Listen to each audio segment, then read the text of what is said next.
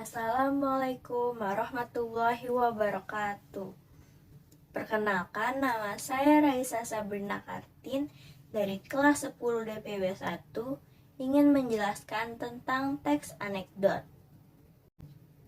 Materi yang akan saya sampaikan dari teks anekdot ini, yang ke-1, pengertian teks anekdot, kedua, tujuan teks anekdot, ketiga, fungsi teks anekdot, keempat, jenis teks anekdot, kelima, ciri-ciri teks anekdot, keenam, struktur teks anekdot, ketujuh, kaidah kebahasaan teks anekdot.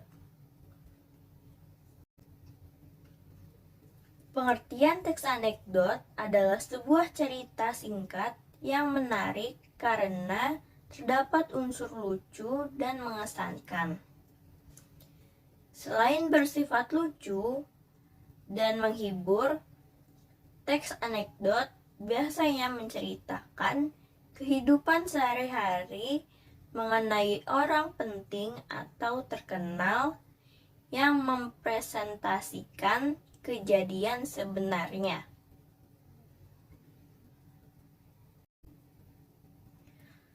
Tujuan teks anekdot untuk menghibur pembaca sekaligus menyampaikan pesan atau makna yang terkandung di dalamnya.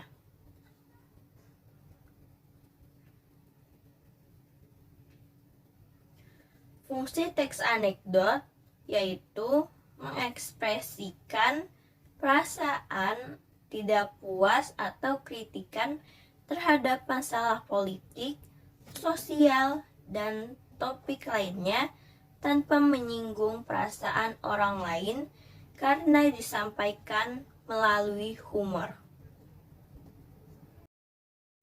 Jenis-jenis teks anekdot yaitu ada anekdot kritik bertujuan untuk mengkritik, anekdot nasihat bertujuan untuk menasehati, dan anekdot hiburan bertujuan untuk menghibur orang lain.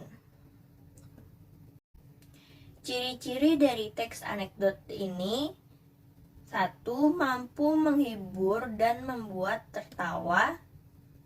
Kedua, kisah cerita yang disajikan hampir menyerupai dongeng.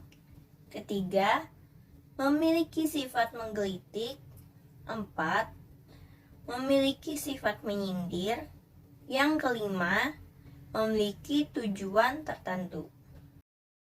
Struktur teks anekdot yang pertama ada abstrak. Bagian ini terdapat di bagian awal paragraf yang biasanya digunakan untuk memberikan gambaran awal kepada pembaca mengenai keseluruhan isi cerita. Kedua, orientasi biasanya berisi awal kejadian sebuah cerita. Orientasi juga bisa disebut sebagai bagian untuk menjelaskan latar belakang dari sebuah peristiwa utama yang terjadi. Ketiga, krisis akan menjadi bagian dari cerita yang bertugas untuk memberikan penjelasan mengenai masalah utama dari teks. Keempat, reaksi. Reaksi sendiri merupakan bagian yang digunakan untuk melengkapi sebuah cerita. Reaksi biasanya digunakan untuk menyelesaikan masalah dalam sebuah cerita teks anekdot. Yang kelima, koda. Koda dapat digunakan sebagai penutup sekaligus pemberian pesan dari penulis cerita teks anekdot.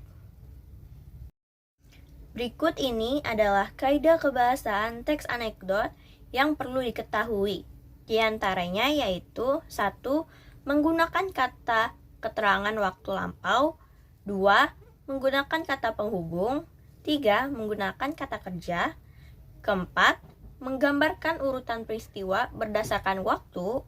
Yang kelima, menggunakan jenis pertanyaan retoris.